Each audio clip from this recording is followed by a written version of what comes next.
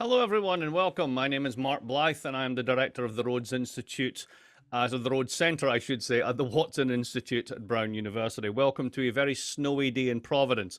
We actually have closed the school today, but nonetheless, we've managed to get a bunch of you on Zoom to come to this talk today by Fiona Hill. So we're delighted to have Dr. Hill here with us today. The obligatory bio reading, I will do this now. Fiona Hill is Senior Fellow at the Center on the United States and Europe and Foreign Policy Programme at Brookings. She recently served as Assistant to the President and Senior Director on European and Russian Affairs for the National Security Council from 2017 to 2019.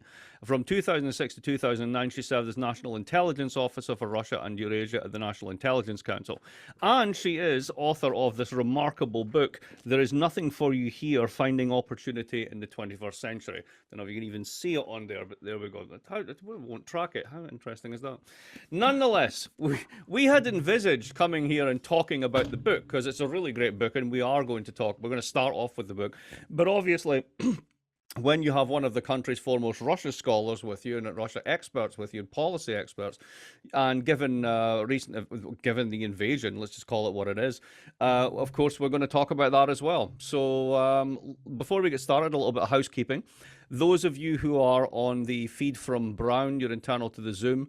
We're going to talk for about 35 minutes. Fiona's going to talk a little bit about the book first. Then we're going to have a kind of moderated conversation between the two of us because there's some aspects we want to get out onto the table that we've already chatted about. And then we're just going to go to Q&A. So you can just basically put it in the Q&A or put it in the chat or whatever you want to. I'll be looking at that and I'm happy to relay that. This is also going out on YouTube Live. So if anyone who's out there wants to ask a question, just put it in the comments section and we've got people watching that and that will get dumped into the chat as well. So I think I've covered most of the bases. So I think that's it. So welcome, Fiona. Despite the snow, you made it down, which is great. Let's start talking about this remarkable book. And I'm using the word remarkable. Let me say why it's remarkable. It combines a very personal autobiography with a very powerful analysis of the forces that propelled Trump to power. But more than that, this is a movie you've seen before because you start off in Bishop Auckland, outside of Durham, in a mining village in the 1970s and 1980s. And then from there, you go to Russia and you see the same movie again. And then finally, you start to see the movie in the United States. And that's when your warning bells start going off. So let's just start with that. Tell me about how you made those connections. Well, thanks, Mark. And first of all, I just want to say I'm really delighted to actually be here. In fact, Mark and I are just in different rooms of his house doing this right now. It's a little ironic, really, but I did make it down the snow. I'm wearing my hoodie. I hope nobody will mind. We're not dressed up for this, but the snow's still going outside, but I couldn't miss this opportunity to actually be in Providence, Rhode Island, even if I'm actually doing it by Zoom. But anyway, this is this is great. And this is also, I have to say, because Professor Blythe, Mark, is also from sort of my neck of the woods. And one of the most memorable conversations we had way back when, because we're sort of contemporaries in sort of time and space, Mark is from Dundee in Scotland, which is the town just across the River Tay from where I actually went to university in St Andrews. And once the universities of St Andrews and Dundee were in the same university complex. And when we met up in the United States, having both come to the United States to do graduate school and eventually to stay here, we were having a whole conversation about the places that we came from, the working class backgrounds that we both came from, and Mark's case in the East Nuke of Fife and me from the northeast of England. And Mark very poignantly quipped, because we were both interested in Soviet studies and the Soviet Union and its collapse and deindustrialization, that his hometown of Dundee was the Dnipropetrovsk of the United Kingdom. Dnipropetrovsk, now known as Dnipro, which is a city just south of Kiev on the Dnieper River, which is no doubt right now being bombarded by the Russian military. And I had actually started to study Russian. And I just want to sort of tell this story because it all kind of links together to where we are today. Back in 1984, against the backdrop of the British miners' strike, 1984 to 1985 was the biggest industrial action in the United Kingdom after the 1926 general strike. And my father, having been a coal miner, had lost his job multiple times. By this time, he wasn't a miner anymore. He was working in the local hospital at the lowest rung of the economic and labour market ladder as a hospital porter. And the miners' strike had a massively devastating effect on what was left of the coal industry in the northeast of England and in and around my town. But the miners of various different massive coal fields around the world raised money for the kids of miners and the family of miners. And one of those groups of miners happened to be the miners of the Donbass, one of the Soviet Union then's largest coal fields. The other was the Kuzbass in Siberia. And I happened to get some money from the miners of the Donbass Fund to go and study Russian for the very first time once I decided to study Russian, to go and have a Russian language course. So I want to put that out there because it was already in my early part of my life a connection there that I hadn't thought about, just as you, Mark, was sort of starting to think about these big industrial countries and what happens to them as time moves on. So the northeast of England, where I grew up, in this, I was multiple generations of miners. As a girl, I was unlikely to be a miner anyway, but even if I'd been a boy, I wouldn't have been able to follow my dad, my uncles, my great uncles, my granddad, and all my great grandfathers, etc., down the coal mines because the mines were starting to close. And every major industry in the northeast of England was nationalized. I don't think people kind of fully process this, even in the United Kingdom or outside of the United Kingdom, that I basically grew up in the functional equivalent of the Soviet Union in the northeast of England. Because after World War II, when the private industries were faltering, after the devastation of 5 years of being cut off from the global economy, the owners of the steelworks and the shipyards and the coal mines had been bankrupted, and they didn't have the money, basically to revitalize the industry, so the British government had to step in. And fast forward from 1945 and onwards, when they were nationalized, to 1965, when I'm born, all of those industries, not surprisingly, being sort of centrally planned, were not competitive. Or even if they were competitive, they needed to be modernized and brought into the later part of the 20th century. And so when Margaret Thatcher comes along in 1979 and starts this mass privatization, and that reduces, obviously results rather in reduced operations, automation, and an awful lot of layoffs, the northeast of England is devastated, because hundreds of thousands of people working in these British coal, British steel, British shipyards, British rail, all lose their jobs at once. And my dad says to me in 1984, when I'm leaving school, against the backdrop of a worsening unemployment crisis in the UK, but especially in the northeast of England, and a 90% crisis for British youth at that time leaving school, meaning that 90% of school leavers are not going to have a job to go on to, not immediately anyway. There's nothing for you here, pet, the title of the book, without the pet. There's nothing for you here. If you've got qualifications, you go off to university, you get a degree, you can't come back here, you're going to have to go somewhere else for opportunity and to find a job.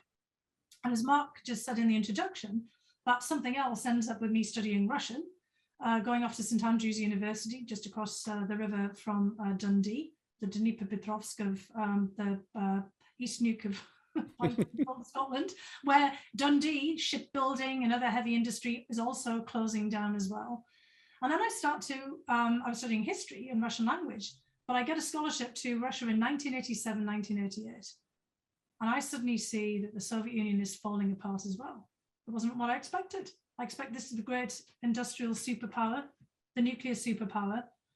And I get to the Soviet Union and central planning has run out of steam. There's nothing in the shops, not because people don't want anything. There's plenty of demand there, unlike in the northeast of England, where nobody has any money to buy anything, so the shops are empty or boarded up.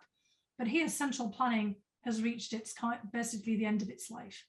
This is a period of economic scarcity, of deficits in the economy, and you can see that the whole place is crumbling because there's been no major capital investment in Moscow for decades.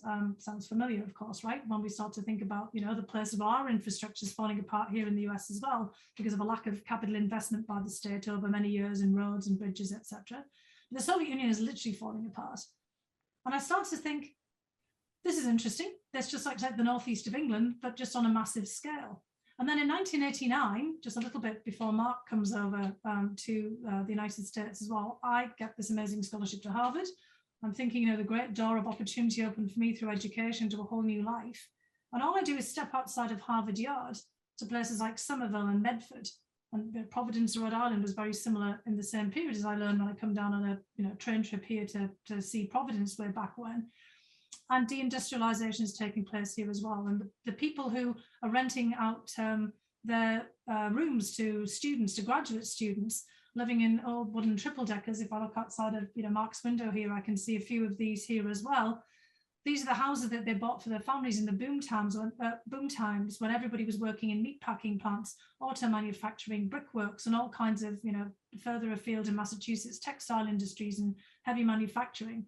And they're going through the same process just a little bit later.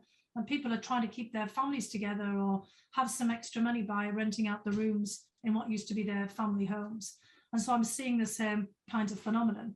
So although I'm not an economist, like Professor Blythe is, I'm a historian, I'm studying Russian, but I'm somebody who is living through deindustrialization, and I'm seeing the patterns occurring in many other places. Now link us up to the United States. You basically have a very successful career and you start to notice the same things there. How does that twig? What twigs that for you? Well, first of all, it's just that, those forays outside of Harvard Yard walking through, Massachusetts, but I kind of think, well, the Northeast corridor of the United States, a bit like the Northeast of England, I'm not sure that it's like this everywhere else. Mm-hmm. But then, I acquire over time an American boyfriend who's from the Midwest. He becomes my husband. So I acquire a very large extended American family from the Midwest. And I start to go out to what used to be the American industrial heartland. And by the time I'm starting to go there into the 1990s and into the 2000s, what has been the American heartland becomes the American Rust Belt. And I start to notice patterns there too, that the big manufacturing industries in the United States, the auto manufacturing plants, the big steel works, all of the mills. I don't, see so many of the coal mines until I start to kind of visit Pennsylvania a little bit, kind of later in my life in the United States. But then I start to see the same thing in Pennsylvania, the Lehigh Valley. I kind of realized that the United States at a slightly different cycle is going through exactly what I'd experienced back in the 70s and 80s in the UK, and what I'd seen in the Soviet Union in the late 80s, and I saw as an academic and an expert in the 1990s in post-Soviet Russia, where they were trying to transfer the economy from heavy industry, mass manufacturing, state-run industry into a private sector industry, and also to modernize and automize, and the same patterns happening there too. But a few things really struck me about what I started to see in the old industrial heartlands of the United States as well, is that, and again, this might seem paradoxical to people, but remember, I've grown up in an environment that was dominated by nationalized industry, and I've been studying a country that is dominated by nationalized industry, because that's what the Soviet Union is, a centrally planned state-run economy until the 1990s. It occurs to me as I'm looking at these big manufacturing plants, the auto plants and others in particular, and even also the coal mines, that the whole economy of regions has grown up around them. And that everything that people do, their culture, their identity, the schools, the churches, you name it, they're all tied to these workplaces, just like they were in the north of England, just like they were in the Soviet Union, just minus the churches during the Soviet period, because they'd been turned into warehouses and other things. But anyway, they come back, over time. And also, because of the nature of the US healthcare system, people's well-being is also tied to their workplace. Because the United States, unlike the United Kingdom, that built up the National Health Service after World War II as part of this nationalization effort to kind of, take care of people's health and welfare after all the deprivations of the war. In the United States, the decision is actually made to tie people's health to the workplace through their welfare benefits, their health benefits. And that means that people are shackled to their workplace, which actually happens in the Soviet Union as well. Now, again, suspend a bit of disbelief if you're kind of listening to this and just kind of try not to understand it. But the Soviet Union also has a national health system, but it's tied to your workplace, because your clinic and all of the doctors are all tied to the place where you work. If you're in a town that is dominated by a major factory, the town clinic is linked to the factory. And if you're in Flint, Michigan, or, just kind of thinking about, coal mining town in, West Virginia or anything else, your health benefits are actually tied to your workplace, because you get the benefits for healthcare through having work. And once you lose your work, you lose your health benefits. And in the Soviet Union, when the Soviet Union fell apart as well, people didn't lose their health benefits per se, but they actually lost their access to the clinics because a lot of those closed down as well. And the doctors and nurses might have gone off to do something else, become a taxi driver or up in a kiosk, or actually have brain drain to somewhere else. So I started to kind of see that the same patterns were repeating themselves in very specific places. Although a lot of the United States obviously bounced back, and a lot of people would say, look, 2/3 of the US economy, even after the pandemic, is doing really well. What about that 1/3 of people who are not? And they were in many respects suffering from the same problems that people in the northeast of England and even across Russia were, especially in the 1990s and even since. We were seeing the same phenomenon of people suffering from socioeconomic dislocation because of the effects of deindustrialization and no new industry coming back into the kind of the places that had been previously heavily dominated by the manufacturing sector. And of course, Mark, Professor Blythe, that's some of the stuff that you've been writing about for quite some time. Not surprisingly, because you came from the Dnipropetrovsk of the southern part of Scotland. Yeah, well, back in the day when we kind of made that joking remark to each other, I actually looked into it afterwards. And it turns out that Dundee might have the claim to be the first town in the West to actually deindustrialize. Because our major industry was actually jute packaging. And along came nylon in 1945, and it just blew up the entire thing. So the factory started to shut down as early as the 50s. So when the Brits were having sort of, you've never had it so good, that town was already going down. Right. Now, the latter part of your book is partly it's the personal journey, etc. But there's this strange confluence of forces that bring you to the White House at the same time that Trump arrives in the White House.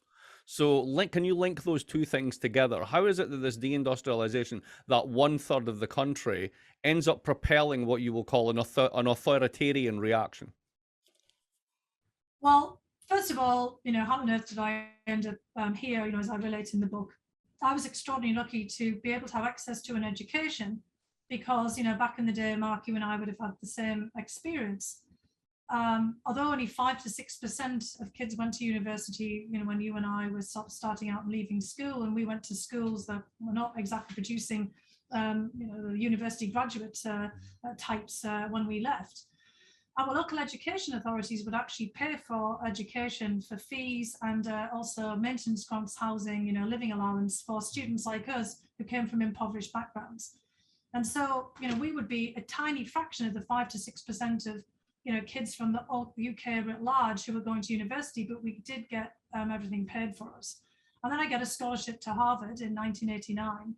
So I have the unbelievable good fortune of having my education paid for, graduating without any debt, and I decide to study Russian against the backdrop of an event like we have today, against the crisis at the height of the Cold War, the Euro missiles, the placing of SS-20 and Pershing missiles in Europe by the United States and the Soviet Union, respectively. It's the other way around, actually. Soviet Union with SS-20s, the United States with Pershing missiles. That really created a major war scare in November of 1983, very similar to where we are now with President Putin promising to blow everybody up potentially with a nuclear weapon, but most likely with a nuclear weapon with that threat if anybody intervenes in Ukraine.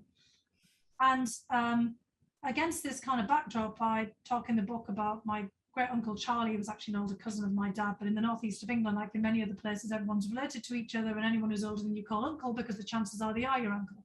But anyway, my great uncle Charlie had fought during World War II and been in the merchant marine convoys, some of them went out of Dundee as well, to supply the Soviet Union during the height of the war at the very end when the Soviet Union was fighting off the Germans. And he couldn't understand how we'd gone from being wartime allies to being on the verge of blowing each other up. And he basically was trying to understand this. I was trying to understand this too. And he said to me, why don't you go and study Russian and figure it out? Well, anyway, here I am. Obviously, I haven't figured it out too well because here we are yet again, with not the Soviet Union, but Russia and Putin invading Ukraine. And, it's, anyway, I can't explain it, but it's a very long and involved story. But this actually starts to propel me forward in my life, armed with a Harvard degree, working at the Kennedy School of Government while I was at Harvard, getting a job at the Brookings Institution, ending up in the National Intelligence Council, studying Mr. Putin and the Russians, writing a book on Mr. Putin operative in the Kremlin with another Brookings colleague. And in 2016, when Mr. Putin and the Russian security services decide to interfere in our election, I get asked, rather surprisingly, to come into the Trump administration, including by an awful lot of people I'd worked in the government with previously, because my previous tenure in government had spanned the last few years of the Bush administration and the first year of the Obama administration. Not partisan, not ideological. People knew me from working there, thought I was a straight shooter, and would I come in to help, to see if we could figure out to push back against the Russians, notwithstanding everything that was kind of going on at the surface. And I'd already seen Trump coming, as it were, because of all of these experiences back in the northeast of England, watching what was happening with Putin coming into office. He came into office just as I joined the Brookings Institution in 2000. Also watching through my lens of my very large extended family in the Midwest, and I've actually got some other distant relatives from the UK who live in the kind of the Rust Belt, New Jersey and Ohio, and others that I've kind of been in touch with in Pennsylvania. And a lot of them were feeling the same kind of grievances and irritation that people back home in the Northeast were feeling. And many people that I knew back at home, including relatives and people and friends in my hometown, voted for Brexit. But the same kinds of impulses, even though these are often very different situations, that led people to vote for Trump. And many of my extended family were expressing exactly the same grievances. There's nobody, the elites aren't listening to us. We don't see ourselves reflected in government. The Democrats have forgotten about the working class. This guy's out there and he's talking to us about bringing jobs back. At least he's listening to us. He's, promising coal miners and steel workers and others that they'll get their jobs back. He's kind of selling a lifestyle, and he's also channeling grievance. Mm-hmm. And in Brexit in 2016, I mean, Mark, you'll be, thinking about this as well, because, same sort of phenomenon. People in places like Dundee, places like the northeast of England, were being told that the reason that there wasn't being investment, actually in Scotland slightly different than the northeast of England, but they were being told that basically wasn't any investment, no new industry coming in, because all of their money was going to Brussels and then was paying for Bulgarians and Romanians and Poles and others who were coming in and taking jobs that otherwise workers in the northeast of England might get, and taking away investment, which wasn't true, although there was some element in that people of truth in the fact that people from the northeast of England used to go down and work in London on sort of construction brigades for a period of time, staying in, little B&Bs, bed sits, 5 or 6 of them to a room. And they would be working on construction sites and bringing, the kind of money back home after a few weeks. And those jobs did get taken away, not just by the ubiquitous Polish plumber that was always being talked about in London, but, later by Bulgarian and Romanian construction workers, and interesting enough, later Ukrainian construction workers. And so people from my hometown are electricians and plumbers and worked on, you don't do much air conditioning in Britain, but heating systems and things, who would have gone down and done a job in London, suddenly found that they'd been displaced. And that did build into a lot of the resentment. So a lot of the votes in Brexit are against Europeans coming in through the open labour markets of the EU that the British government had basically embraced for people in London to get cheaper construction and cheaper services. And that basically priced out the other guys, from the northeast of England and Scotland and other places who would have gone down to London. So there's all that kind of element there. So there is that anti-immigrant element. It's not the same as it was in, obviously in the United States, and that's kind of idea of people taking their jobs. But there was an element of that in as well. And what's interesting, of course, is Donald Trump himself is in the United Kingdom during Brexit. He's up in Turnberry, his golf course outside of Scotland, and he predicts that the United States will have its Brexit moment. And all the kind of elites sitting around in think tanks are going, "Oh, what's the man talking about? What do you mean his Brexit moment? The United States isn't in the European Union." But what he meant, of course, was the backlash from the disaffected. And it's not just those who've been socioeconomically displaced, of course, in the United States. It's kind of the cultural and identity aspect of this. It's billionaires who wanted to see less regulation. Same thing happening with Brexit, of course, as well. Business people, including like Trump, who was always railing against EU regulation because of his golf courses in Turnberry and Doonbeg and Ireland, etc., who are also voting for this. But that groundswell of grievance from the people who've been dislocated in the old industrial areas actually tips the balance. And you can prove it in the case of the United States. It's not Mr. Putin who elects Trump in 2016, despite the interference. It's about 70,000 American voters in 3 counties in 3 of the most deindustrialized states in the United States. So, a lack of investment, a collapse of local social services and opportunities. You see this both in the UK case and the US case. But Putin seems to have inherited that and then turned it into something else entirely. It's kind of like, if you will, a weaponized version of Trump. As you Yes. say in the book, he very much admires authoritarians. And what we have now is an authoritarian who's quite willing to use force. How do we get from there, what you've just described, to Putin? How does Putin square the circle on this? I checked the other day, just before the invasion, his ratings were 65%. Western politicians would crawl across broken glass to get 65% in the ratings. So, how did that happen? What's the trick that he pulled? How did he pull it together? Well, first of all, a quick note on Trump, who has basically recently declared Putin still as a genius and being very savvy, because Trump admired, as I describe in the book, Putin for being strong and powerful, which he was repeatedly saying, and being an autocrat. Mm-hmm. And, Trump basically has, as one of my colleagues, recently described, a Hobbesian worldview, which Putin has as well. And the whole idea is, well, might makes right. The little people suffer. If you have power, you get to use it. And the people like the Trumps and Putins of the world, you live in a different environment, in which they're highly justified by being strong and powerful to actually do the things that they do. And Trump looked at Putin with this degree of what I also describe as autocrat envy, wanted to be him. And it wasn't really about Russia or any of the things that Russia was doing, but it was more about how he saw himself as a leader. And we heard over and over and over again about, including the tapes with Bob Woodward in preparation for his book, about basically Trump saying that I like, the worse they are, the more I like them. Maybe you'll explain it to me sometime, Bob. The others, look like weaklings. So even now, against the backdrop of the devastation of Ukraine, Trump has been praising Putin. Now with Putin, 65%, as you say, popularity ratings before the war, that's actually kind of low for Putin. And Putin always worries if his ratings flag, because that's probably not the real reflection of his popularity.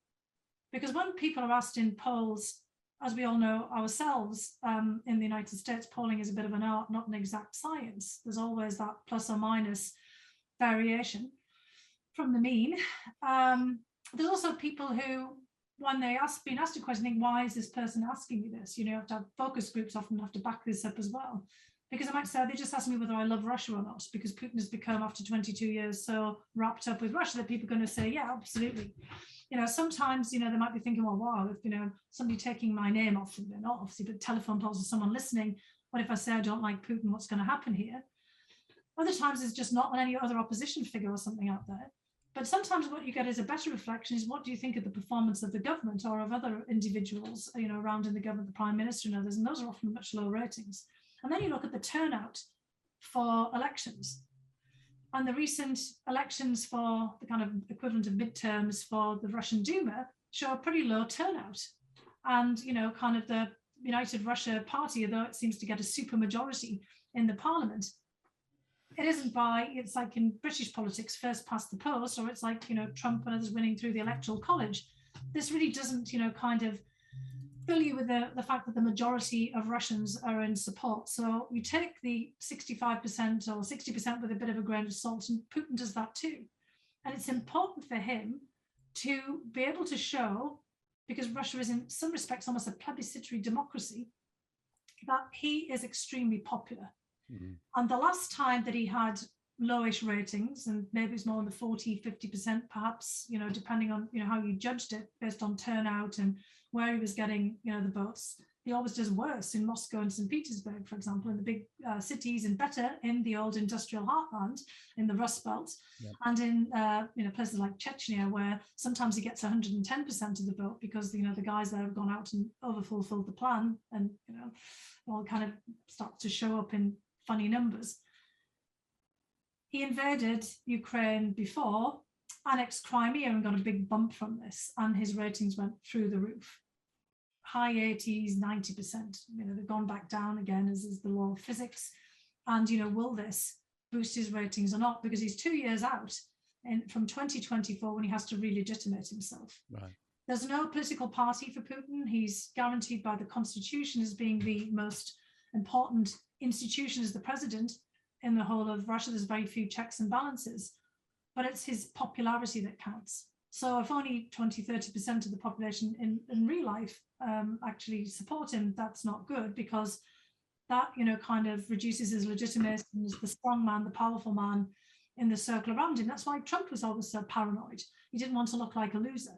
Putin always has to look like a winner. And that's kind of where we are right now with Ukraine as well. But how he's turned things around, saying from the 1990s, is that basically Putin comes in 1999, the end of 1999, as the designated successor to Boris Yeltsin. The country's bankrupt. Yeltsin has literally died in office and been revived. I mean, the last election, he had a massive heart attack and had to undergo open heart surgery. Everyone was told he had a cold, why he wasn't seen for, quite some time. And so Putin is, selected here to try to turn things around. He has to protect Yeltsin and all of the kind of the corruption around the Yeltsin family, which he actually does. Lots of people out there think that they can kind of manipulate him, that he's this guy who's kind of stepping in from nowhere, but of course he isn't from nowhere, he's from the KGB. And the first thing that Putin does in those first 2 terms of presidency is pay off Russia's debts, make it solvent again. He benefits from a rise in oil prices and gas prices along with them that Yeltsin didn't have. The Russian state went bankrupt when oil was about $10 or so a barrel. Under Putin, it goes off into the triple figures, well over $100 a barrel, up as perhaps as far as 120, 150. Where oil is trending right now during this crisis. And so Putin makes the country solvent again and gets people back into work. There's an awful lot of people working for the state. He starts to turn the military around, and the military is also the military-industrial complex. And it's not just the number of people who are under arms, it's all the people who go back to tank factories, the people who go back to missile factories, and all of the people involved in that. Because oil and gas, you only have 1 to 2% of the workforce. When you get into the military-industrial complex, you have a much bigger percentage in that manufacturing center. So it's a jobs program, as well as it is a rebuilding program of the Russian military. And in 2007, when Putin goes to the Munich Security Conference and makes the infamous speech that everyone's talking about now about Russia's back, Russia really is back. It's paid off its debts. It started to build up its military. And now Putin starts to think of the other aspect of make Russia great again, which we're dealing with today. So we started to get some people raising hands, and I want to bring them into the conversation. But just let's get into this now, and let's get into it in a particular way that we were talking about earlier. You were suggesting that one of the ways to think about this crisis and Russia's behavior just now is that we should be thinking about a kind of 19th century world rather than a 21st century world. So what do you mean by that? Let's get that on the table, and then we'll start to bring in people with questions. Yeah, we could actually take it back, even further. I mean, we were talking about the pre-revolutionary Russia. And, obviously to go up until the early 20th century. But basically, the Russian economic system remains surprisingly feudal. And, what I mean by that is what you and I were talking about earlier, is that the oligarchs we're always talking about, and that in itself could take some unpacking, they're actually more the stewards and manager of assets than they are the outright owners of the companies that they sit on top of. In fact, many of them, came out of the old Soviet system, and many of the sectors in which they dominate, they were actually in the old Soviet ministry. So take Vagit Alekperev, for example, the head of Lukoil. He was in the Soviet energy ministry before. And then when we got some of the new owners there, and you and I were talking about Mikhail Khodorkovsky, who most people will now kind of more think about as being, the dissident, the former businessman who ended up in a penal colony for 10 years after a sort of spat with Putin.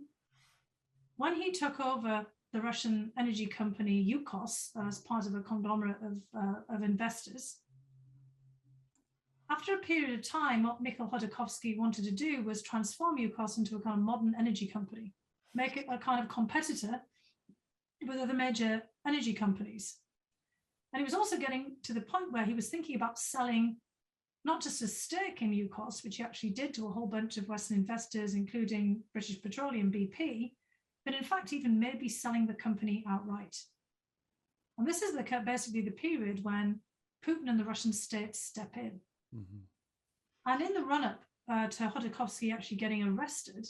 He was getting onto one of his planes, out there near one of the energy installations. And Khodorkovsky had already been warned that he was kind of in trouble, but he didn't want to leave the country. And at one point, he'd been the poster child for the Russian oligarchs.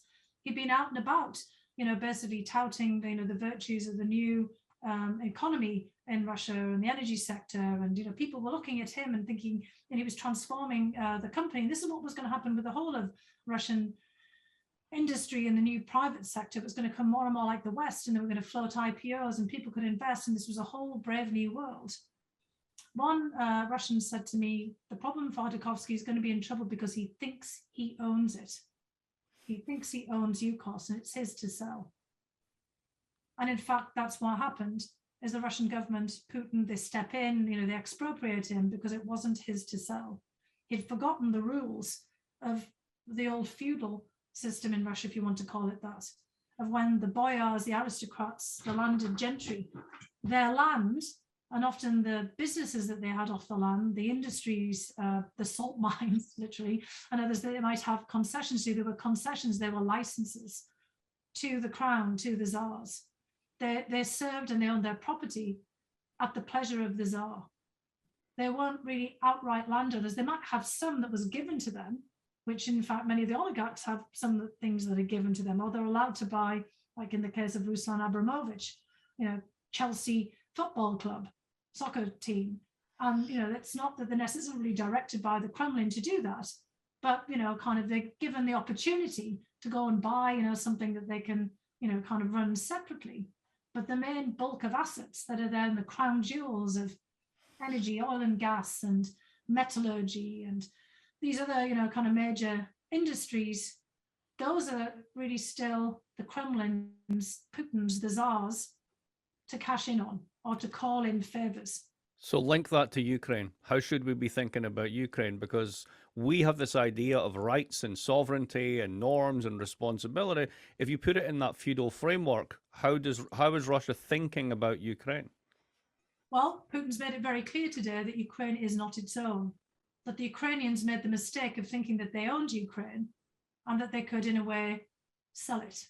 And what does he mean by that, selling it? Because obviously the Ukrainians weren't really interested in selling themselves.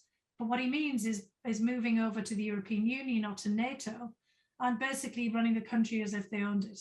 Putin has made it crystal clear. And if there was any doubt about it, people just go and look about, basically what he's been saying, not just today, but over, the last sweep of a few days when I hope people's eyes have opened up to all of this, that just like Mikhail Khodorkovsky, the Ukrainians and Volodymyr Zelensky, the president of Ukraine, are finding that the Russian state, the Tsar in the Kremlin, thinks that Ukraine is actually his and is just been and has been managed by them until he calls in the chits or calls in the demands. And basically it's unacceptable for Ukraine to have sold itself, essentially had itself transferred as a piece of property for the Kremlin to, basically, let's just say another franchise, the European Union or NATO. Yeah. I say the European Union because all of this, last rounds of slicing and dicing up Ukraine, the other invasion, the annexation of Crimea, the war in Donbass that was started off, was because the Ukraine pursued not NATO membership at the time, but an association agreement with the European Union. And the Russians at that time determined that was a backdoor into NATO because of common security and defense policy provisions in the EU. And if Ukraine had persisted in seeking its NATO membership immediately after 2008, when it was given this open door policy at the Bucharest NATO summit, like Georgia did, Russia would have invaded them as well. Yeah. Because what Putin was trying to say is, you're in our group, you're in our franchise, kind of taking this out. You guys have just, kind of acquired this at the pleasure of the Tsar, and you're not going anywhere else. And I'm afraid it is as crude as that. And all you have to do is look very carefully at the language that Putin is using here. And now he's basically doing what they did to Khodorkovsky. I'm including the idea that, the Ukrainian leadership will either be assassinated or put in a penal colony in a prison because they had the temerity to think that Ukraine was theirs. So on that happy note, I'm going to ask Tony Levitas to come off his mic and ask his question, and I'm going to bring in Eric Brown and Richard Boucher. If anyone else on the call, we got lots of people on this call, want to ask a question, please put it into the Q&A or the chat. Go ahead, Tony. Hi, Dr. Hill, Fiona, if I may. It's a pleasure to listen to you. It's a shock and a surprise to hear this other side of you and then to imagine it in motion with our own Mark Blythe. And there are so many things that I would love to ask you about Ukraine, you know, the dog of anti-Semitism that hasn't barked, the remarkable flip-flop of Ukraine's oligarchs in 2014 as the first defenders against incursion. But let me try and ask a question that connects the thriving Donbass of your youth to the implications of its festering hole now. I mean, it is kind of the archetype of the Russian Rust Belt. It is, absolutely, yeah. And, you know, the two Ukraines that everybody talks about as being Russian and Ukrainian in many ways are the Ukraines of the Rust Belt, with all the resentment, the deaths of despair, the alcoholism, the drug abuse, the exodus of people, the aging of the population that produced the initial divide and arguably produced much of the initial divide in Ukraine. And arguably is now the same group of resentful youth from similar families that is the Russian army. And you've mentioned, you know, how we're not sure how brittle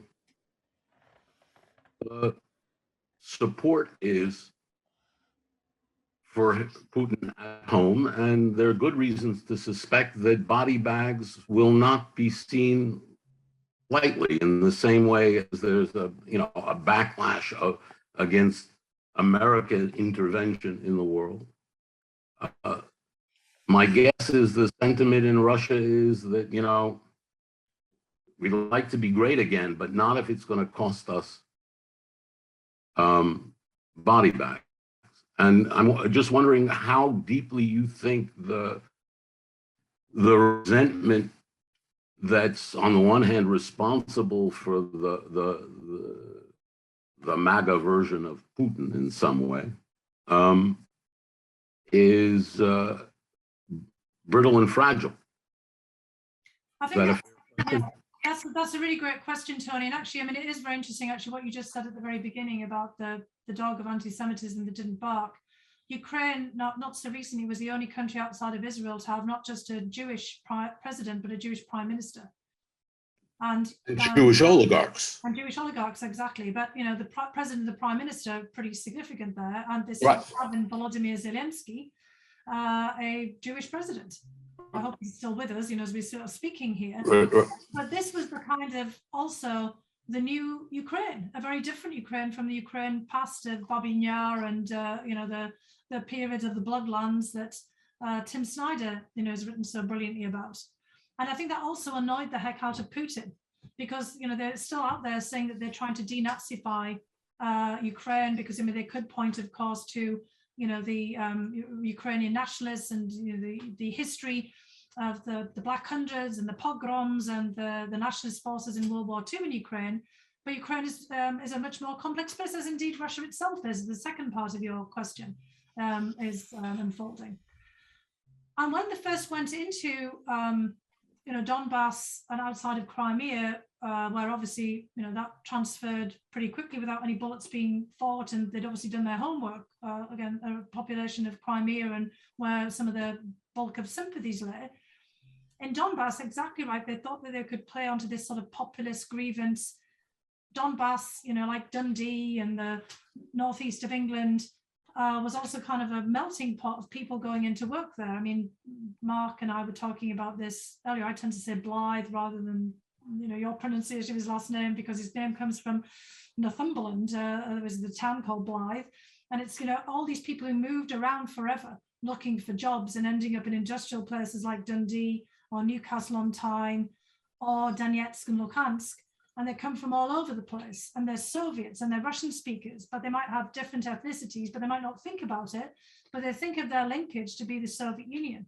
It's very similar, frankly, in Northern Ireland, in Belfast and elsewhere, where the Ulster Unionists are the Scots and others, who have moved into the shipyards of Belfast and the big industries, and who don't feel particularly any affinity with the more rural part of now the Republic of Ireland.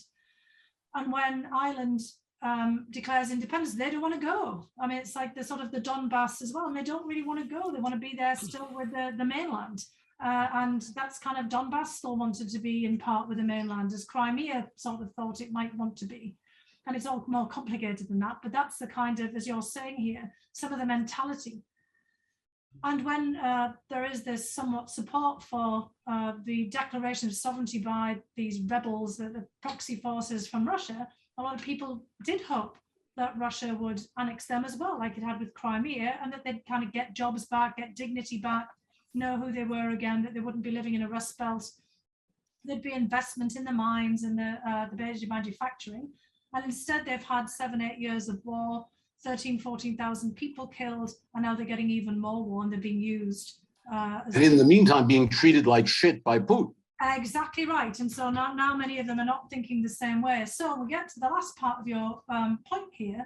And yeah, we're going to see, aren't we, whether people do still feel the same way of, they're basically supporting Putin. They've bought into the idea that this is all NATO and the United States, that Ukraine's just collateral damage, a proxy war between the US and NATO, and that somehow, for Ukraine to be saved, it has to be pummeled and, forced into submission. And then you take out the Nazi, fascist, Jewish, Russian-speaking president, and then Ukraine is liberated, and all kinds of wonderful things are going to grow out all over the place.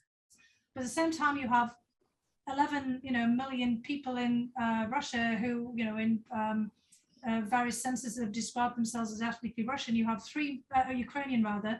You have 3 million Ukrainian citizens working in Russia, and you have lots of people in Russia who have relatives in Ukraine. And they may not be just all Russian speaking, Ukrainian speaking, but this is their grannies and their uncles and aunts and maybe their own parents who are getting bombarded in Kiev and Kharkiv. It's not just the conscripts and the soldiers, the contract soldiers who are going to come home in body bags. It's what about your granny in Dnipro? Or, what about your aunt in Kharkiv or your uncle in Mykolaiv or something like this? Or all of your extended family or cousins in Odessa, what's going to happen there? Is this Or your kid on the front? Exactly. So we'll have to see. I mean, obviously what Putin is thinking is this is his version of blitzkrieg, and he's going to get these to force a surrender. We're all going to surrender and pull back. And then what? So I'm how far? Tony, I'm going to have to ask you to cut out at this point because I've got other people waiting too. Yeah, but I think Tony's on the right page here. As we watch this unfold, we're going to have to be asking ourselves, and in fact, we should openly ask these questions and be asking them, across the heads of all of the warmongers here about, well, how is this going to play out for you? Eric Brown, do you want to come off? Oh, hey, Eric. Hello. Yes, thank you so much for coming to speak, albeit virtually.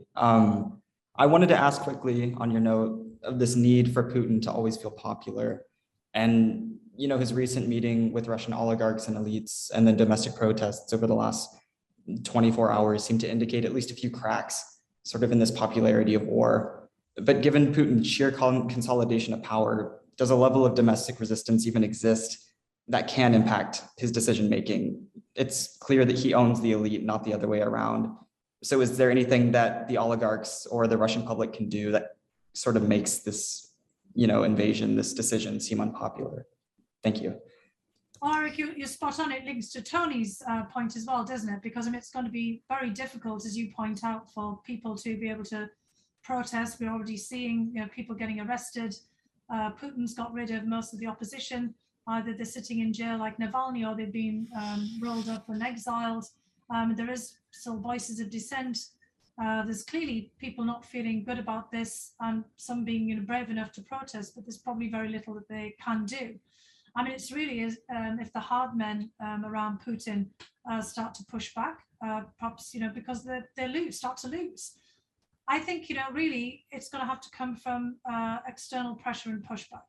And it's not looking particularly hopeful at the moment. Mark and I were, talking beforehand about China, and the role of other countries. It's not going to be sufficient if it's just the United States standing up and saying this is wrong, or, the French and the Germans suddenly waking up. They're going to have to take much more drastic action. It's not just going to be an issue of sanctions, but about how we comport ourselves and how other countries, make their displeasure felt.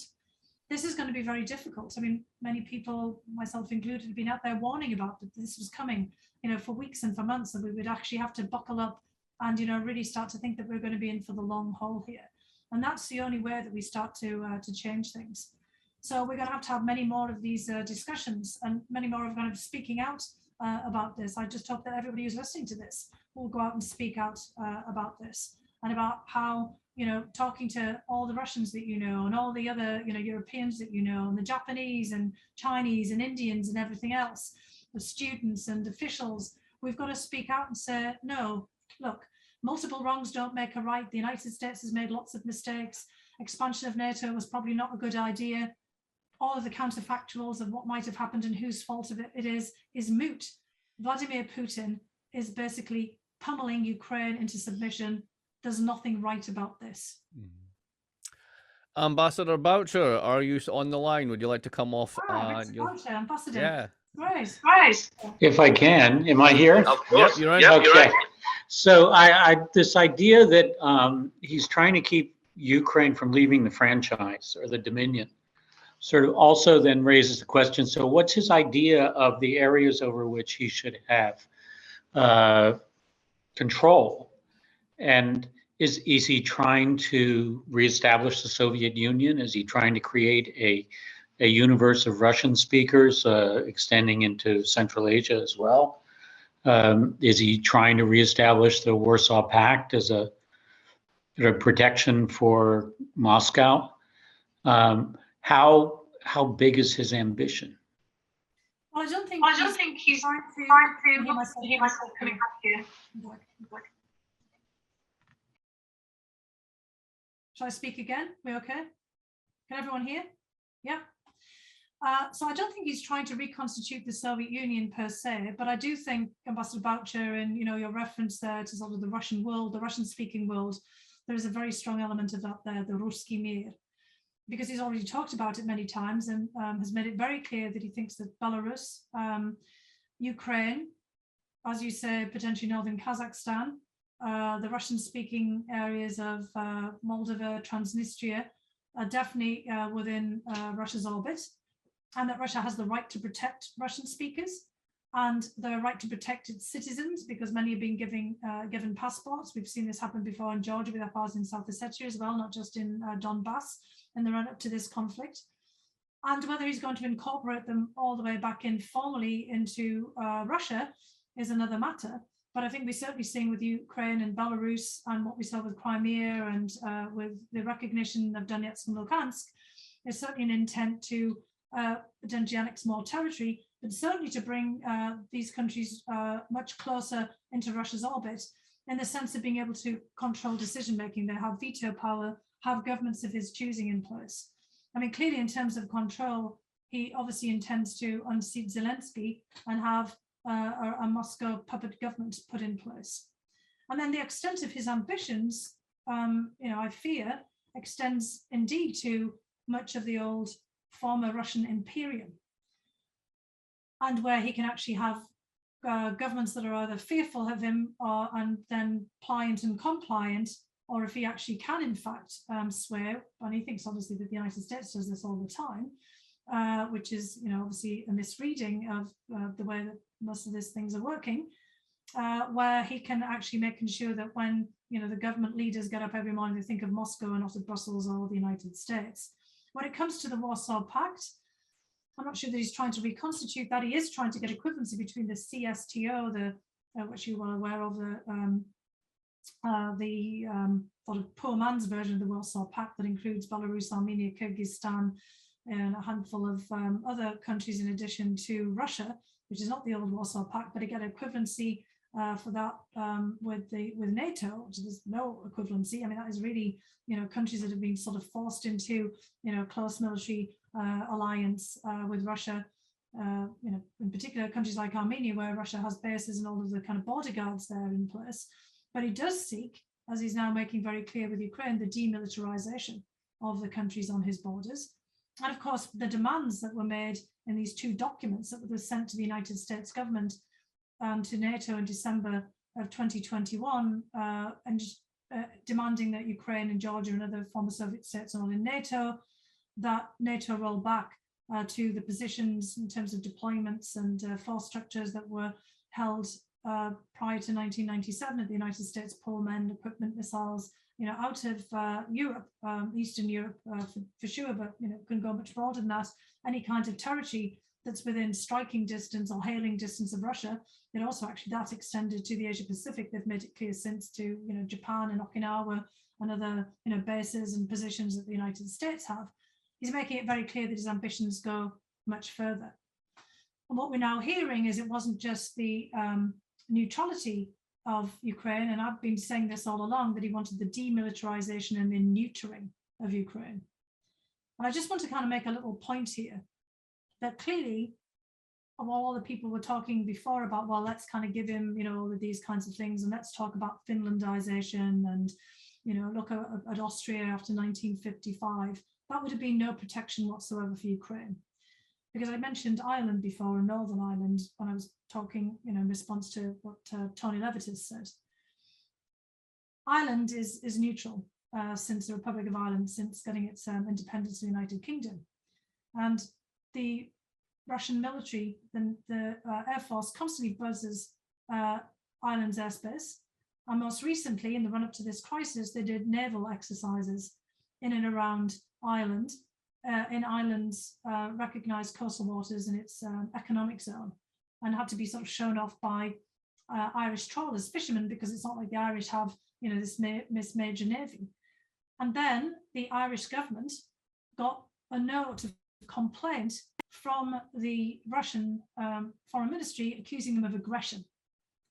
Now, what's Ireland got to do with aggression towards Russia? Ireland is completely neutral.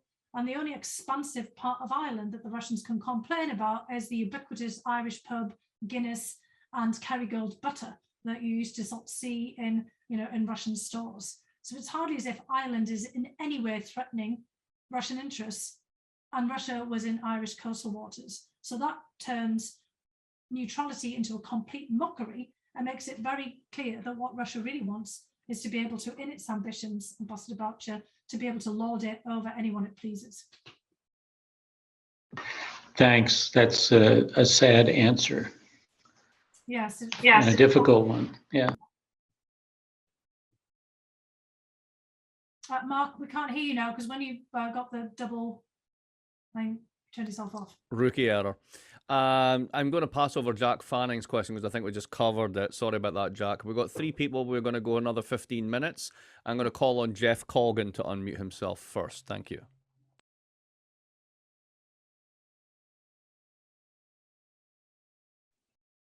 Hi there. Can you hear me? Yes, I can, Jeff. Yeah. Hi. Oh, great. Dr. Hill, thank you so much for joining us today. And I think when we're in a situation like this, calling on experts of Russian and Ukrainian politics like yourself is so helpful. But in the spirit of nobody has a monopoly of knowledge on these types of things, I wanted to ask you about oil and energy politics, and in particular, I wrote a book in 2013 called Petroaggression, and the basic thesis of the book is that oil money can enable foreign military adventurism by various leaders who, because it allows them enormous resources for both kind of domestic politics in terms of avoiding constraints that might otherwise be on them, and by expanding their military capabilities. And the book is mostly about Middle East politics, but I can't help but see some reverberations in Putin's Russia. And so, in Russia's case, and here's the question, in Russia's case, this is mostly European dollars that have flown into Russia for not only oil, but also natural gas. And so is there, in your view, some sense that from Europe that this is a war that they paid for, that there's European money at work here? Well, it ought to be. And in fact, Mark and I were talking about this just before, Jeff, so I'm really glad that you raised this. Because as you say, it's oil, it's also gas. We've all been obsessed about Nord Stream 2, but that's Nord Stream 2. There is Nord Stream 1 that is presumably still flowing. And there are, of course, the energy pipelines that go across not just Ukraine, but Belarus, from the Soviet era. The United States has been pointing out since the 1960s, when they were first planned, that at some point this would be used as leverage. And exactly as you say, that the revenues from oil and gas sales, oil is more fungible on the global market, and the United States has been buying Russian oil as well, and probably still is as we're speaking, that this would indeed be bolstering the revenues of the Soviet and then the Russian state. And Putin does in fact think that he has a war chest, because part of the reason that he made the Russian state solvent, as I was mentioning in the overview, in that first period of his presidencies from 2000 to 2008, was that oil, and then bringing along with it gas prices, soared from $10 a barrel to 100 and over $100 a barrel. And he was able to use that to pay off all of the debts, which he did early, including the sovereign debt and the Paris Club debt, and then able to put a lot of that into military revival, modernization of the military forces, buying new equipment, developing novel nuclear weapons. And now, as we speak and we look at what he's doing in Ukraine, he's got a massive military budget that he can dip into. And he also thinks that he's sanction-proof the economy sufficiently that he can do this for quite a while, and eventually we will get over it because we need Russian oil and gas. And Mark, you had a figure that you mentioned to me earlier about some. Yeah, and Adam Two's calculated that in the past week, basically everyone who buys oil and gas from them, the combined bill that went to Russia last week was $700 million. So that's 1 week. So they are absolutely paying for the war. Yeah, and it makes your point. And it's not just that. It's long grain timber that is used, for pulp and paper. It's scrap, well, not scrap metal. I think they've sold it all by now, but there's, kind of metals and, ores, potash. Well, Belarus was a major producer of potash, but also so was Russia for fertilizer. And then, which is also pretty scary, grain. And one thing that we've been missing here, but it fits into your point about commodities, is that the three largest, grain producers in the world, apart from the United States and Canada, are not, of course, surprisingly, Russia, Ukraine, and Kazakhstan, with those northern parts of Kazakhstan that came up in a previous question. And most of that grain goes out through the Black Sea. So there's a lot of people who are very concerned that really what Russia is trying to do is also manipulate the grain trade, because an awful lot of that grain goes out of not just places like Odessa and going to places like Syria and Yemen and all the parts of Africa that are really suffering now from food security, into things like the World Food Programme and other. So, we're going to have a serious knock-on effects here. But also coming out of the Sea of Azov, where it's the Russian port of Taganrog, but also Mariupol, the port that is now under major threat as part of that Donetsk and Luhansk ambitions to expand out to the full administrative borders of those two breakaway regions. So not only are you right on those issues there, Jeff, on oil and gas, but it's like the broader commodities that which of course Russia has been known for back in the imperial past. Odessa being the fastest growing city in the whole region, the center of the grain trade in 1900, and remaining one of those major Black Sea ports. Odessa being under siege now also by the Russians and the Russian Navy. So this is a disaster on many fronts, and absolutely an awful lot of other people have paid for this war and will be paying now because of this war, because of higher grain prices, commodity shortages, higher oil and gas prices, and the Russians benefiting from this. Wow. Michael Kennedy, your turn. Well, thank you very much. Can you hear me? Yes. Good. Michael, So thank you so much. This was such a wonderful occasion. Just a question: does the difference between the lands once associated with the Austro-Hungarian Empire and Poland and those associated with SARS Russia matter in this scenario that you're developing and that led to the crisis and what now will be its sequel? Well, we'll see, because Putin is at different points when he's been talking about Ukraine, going back to 2008, made the point that, you know, Ukraine is not a real country, which he continues to make. Part of it was in Eastern Europe and part of it was given to us. And those parts that were in Eastern Europe are the parts that you're describing of the Austro-Hungarian Empire. And Hungary actually has some claims on some of those lands around the city and region of Uzhhorod, where there's a Hungarian-speaking minority. And at various points, the lovely Viktor Orban, Prime Minister of Hungary, who recently, getting back to Jeff's point, was most definitely paying for this war, goes off to Moscow just on the eve of conflict and signs a new deal for cheap gas just ahead of his re-election bid. About cynical as you absolutely can get, has often talked about the genocide against the Hungarian speakers in Ukraine. And at different points, the Russians have actually offered, including in 2015 at the Munich Security Conference, in a really outrageous speech by Foreign Minister Lavrov that I happened to be sitting in the audience for, when he talks about Ukraine being, you know, basically a sum of many different parts, and starts enumerating all of the various minorities in Ukraine that, you know, he's kind of implying are being persecuted in some way: Polish speakers, German speakers, Hungarian speakers, Slovaks. You know, it goes on and on. It's almost as if he's inviting, you know, the various European leaders to kind of come in and take a piece of Ukraine. This is after the annexation of Crimea and the war in the Donbass. So we'll see, you know, whether, you know, Russia intends to carve up Ukraine and, you know, offer some Ukraine either to a rump state of Ukraine, you know, following some of the old cleavages and lines, or whether they just intend to try to, you know, basically watch the whole place fall apart and leave it with a, you know, kind of a smattering of small statelets, satraps, one might kind of say, from an earlier period that are completely and utterly dependent on somewhere else and on Russia, and no unified country of Ukraine as we've recognized it from the last 30 years. Clearly, Putin's moving in. There's been explosions seen in and reported in Western Ukraine as well. So it's not just the Kiev and the eastern part of Ukraine. The southern part of Ukraine actually for many years was under the Ottoman Empire.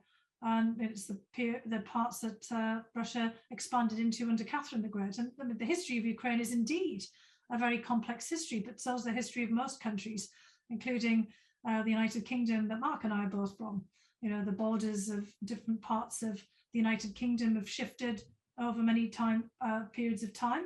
And in fact, Scotland only became fully part of the United Kingdom around the same time as Peter the Great defeated the armies of Swedish King Charles XII at the Battle of Poltava.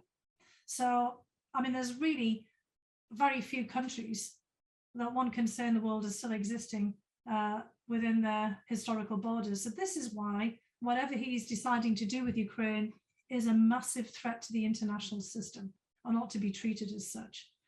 And, you know, we're always saying, but I'm not afraid to make that comparison, that one should never make a comparison with Hitler, because, of course, a huge part of that equation is the Holocaust and the devastation of the Jewish population of Europe.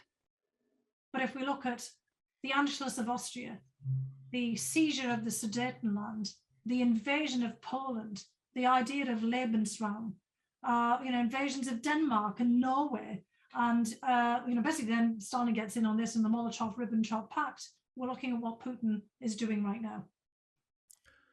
Edward Steinfeld, I think you're coming in for possibly the last question. We'll see if we can sneak in one more. Fiona, thank you so much for this great discussion and your phenomenal book.